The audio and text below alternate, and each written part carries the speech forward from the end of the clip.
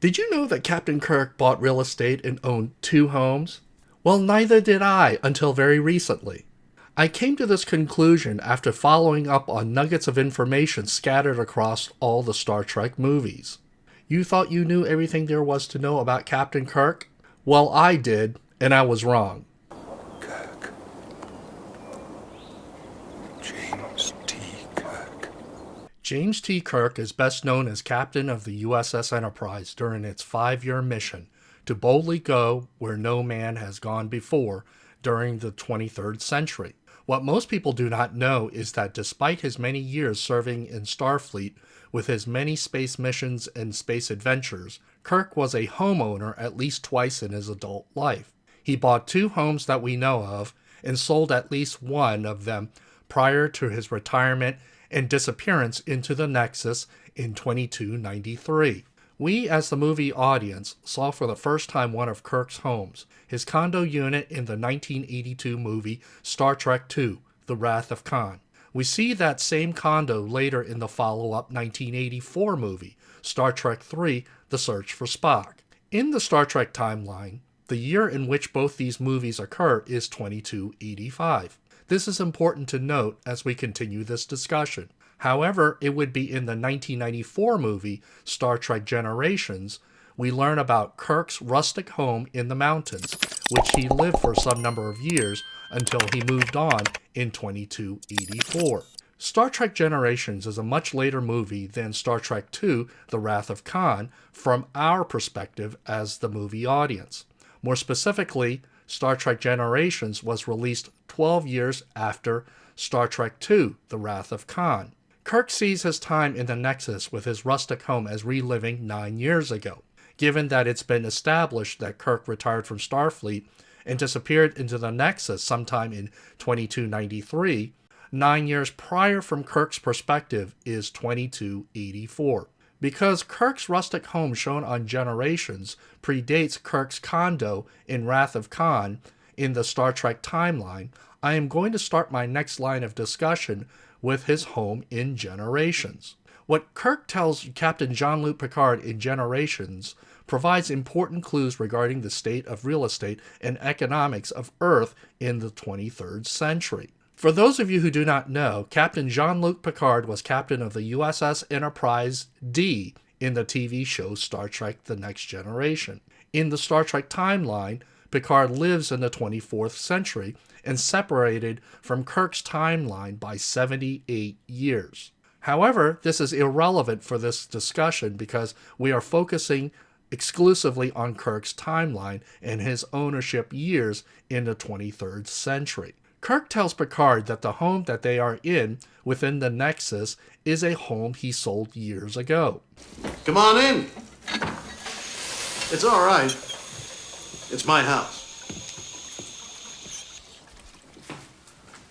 At least it used to be. I sold it years ago. This is from Kirk's perspective after he got pulled into the Nexus in the year 2293. 2293 is also the same year Kirk retired following the events of Star Trek VI, The Undiscovered Country. Kirk doesn't specify exactly when he sold his home, but the way Kirk says it, in context, seems to indicate it was not a recent home sale relative to his present year in 2293. Kirk tells Picard that the time they are reliving in, the Nexus, is from the past 9 years ago. What are you talking about? The future?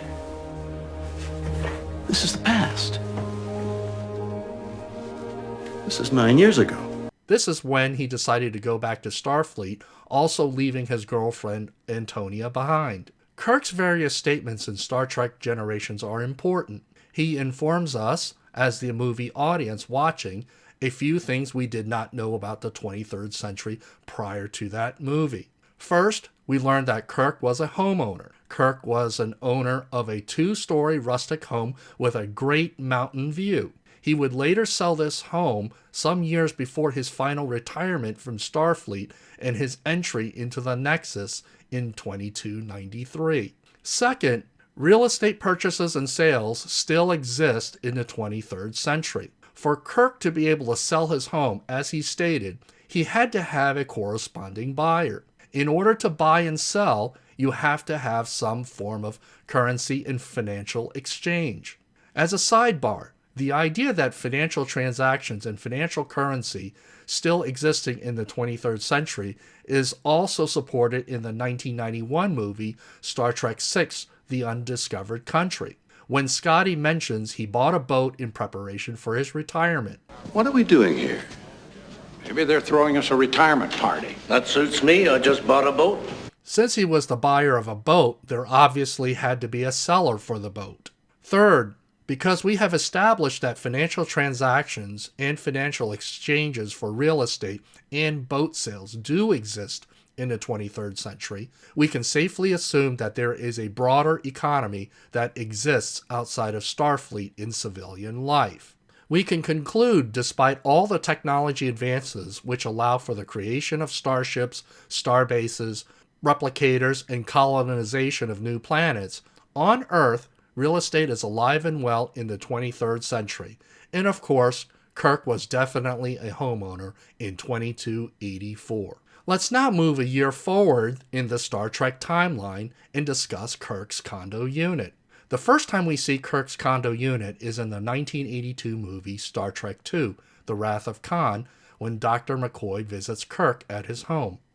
This is the same condo we also see in the 1984 movie Star Trek III, The Search for Spock. The Enterprise senior officers meet with Kirk to discuss what will become of the badly damaged USS Enterprise and McCoy's mental condition. However, Spock's father Sarek interrupts the meeting with the Enterprise senior officers to discuss retrieving Spock's Katra. They both occur in the year 2285. Therefore, the condo we see in Wrath of Khan and Search for Spock is at least Kirk's second home he owned, not the first in the Star Trek timeline.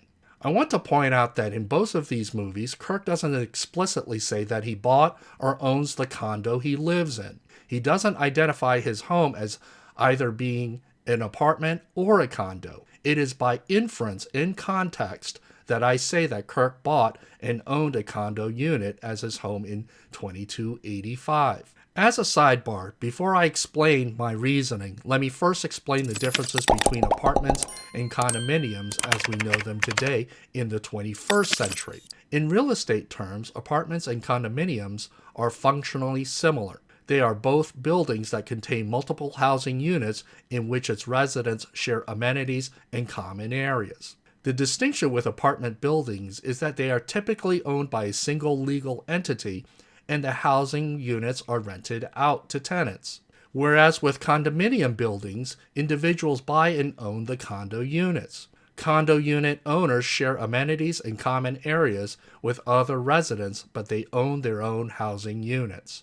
So in the case of multi-unit residential buildings, people either rent individual apartment units or buy to own individual condo units. Okay, back to the main discussion. Regarding why I believe Kirk owned his own condo unit, allow me to explain my theory. Following the Kobayashi Maru training exercise with Lieutenant Savick and the other Starfleet cadets, Spock asks where Kirk is headed. Where are you off to now? The Enterprise. I must check in before your inspection. And you? Home. We then change scenes and get a wide-angle view of Kirk's home, with his extensive antique and historical decor when Dr. McCoy visits with Kirk. We see from the window view in the background that Kirk is himself in a high-rise building overlooking a bay. Given the fact that Kirk himself is in a high-rise building in a residential unit, it is likely that he is in a multi-unit residential building with other residents. Kirk's housing unit, shown in The Wrath of Khan and The Search for Spock, is nicer and more luxurious than any housing quarters for Starfleet personnel we have ever seen in the 23rd century. Kirk's housing unit is elaborately and carefully decorated with many valuable antique and historical furnishings and artifacts. The decorations are spread out throughout his living space on the floor, walls, and shelves. It seems unlikely Kirk would go through the trouble of meticulously decorating his home with valuable antiques and historical artifacts if he was simply renting an apartment or any temporary residence. Similarly, his rustic home in the mountains was decorated with many antiques, memorabilia, and historical artifacts. This is a contrast from when Kirk was commanding the Enterprise. His quarters were decoratively sparse and minimal in the original series. Even in Star Trek VI, The Undiscovered Country, Kirk's ship quarters decorations were relatively sparse and minimal. Kirk mostly did not engage or indulge in his interest in antiques and historical artifacts as decorations for his shipboard quarters. As a sidebar, life on a starship could occasionally be dangerous given the number of alien encounters, first contacts, space battles, risky missions, and dangerous spatial phenomena the Enterprise encountered. If Kirk did own antiques and historical artifacts while he was on the Enterprise, he likely had them in storage on Earth to preserve them and keep them out of harm's way. Back to Wrath of Khan. In Kirk and Dr. McCoy's conversation, we learn that Kirk is in a somber mood about his birthday, his age, and his unsatisfying job at Starfleet. In the context of Kirk's age, his feelings of growing older, his not being a starship captain anymore, we are left with the impression that Kirk is living an unhappy but settled life as a Starfleet instructor of training cadets. It is reasonable to assume that he's settled in and bought a permanent home. After all, he previously lived in a rustic home in the mountains a year earlier. Given that Kirk left his home in the mountains to move and live closer to Starfleet, it seems very unlikely that he would suddenly rent an apartment. Most people who previously own a home typically buy another home to move in when they relocate. Homeowners don't suddenly become renters when they move unless there are some unusual circumstances. In this case, James T. Kirk relocated from his home in the mountains for a high-rise condo by the bay because of his job as a Starfleet instructor. Another issue I would like to address is Kirk's financial status. Although it has never been explicitly addressed in any of the Star Trek movies or TV shows, it seems that Starfleet officers who put in their time do have some level of financial status and financial means when they leave Starfleet. For example, Scotty bought a boat in preparation for his upcoming retirement in 2293 and later headed toward a colony to retire in 2294. Kirk himself bought a rustic home in the mountains and later sold it. As a senior officer who worked in Starfleet for many years, living and serving aboard starships, Kirk probably had few financial obligations and personal expenses. After all, Starfleet being a quasi-military organization likely provided its officers free room, board, amenities, and other comforts while they were on active duty. Kirk likely acquired some level of wealth and financial means during his many years of Starfleet service. It allowed him to buy a rustic home with a great mountain view and later a nice high-rise condo unit by the bay near Starfleet where he worked. Thank you for watching this video about Captain Kirk buying real estate and owning 2 homes. It's one of the most unusual videos I've ever done. I would love to hear what you think. Leave me some comments below.